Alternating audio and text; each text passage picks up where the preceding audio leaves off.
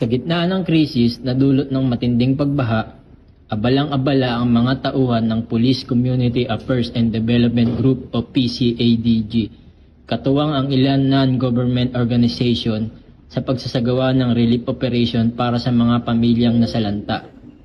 Maaga pa lamang ay sinimulan na ang repacking ng mga relief goods sa isang police facility. Kabilang sa mga nakapaloob sa bawat kahon ang bigas, canned goods, instant noodles at bottled water.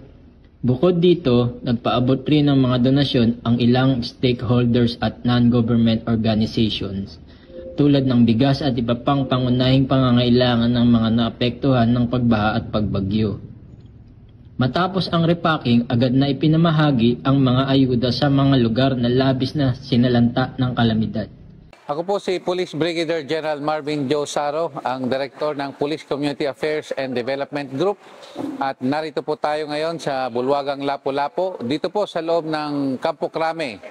At kasalukuyan po tayong repack ng mga relief goods para intended po ito sa mga biktima po ng nasalanta ng nakaraang bagyo. At tuloy-tuloy po yung aming ginagawang pagre-repack at para maibigay po kaagad.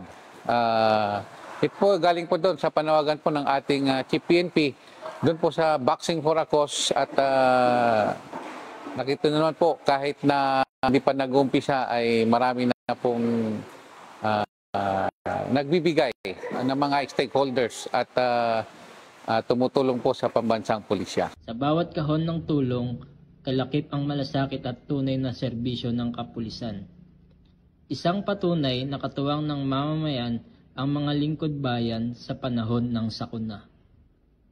Mula dito sa Campo Crame, Quezon City, ako ang inyong PNN correspondent, Patrolman Emmanuel Tamayo, alagad ng batas, tagataguyod ng balitang pulis.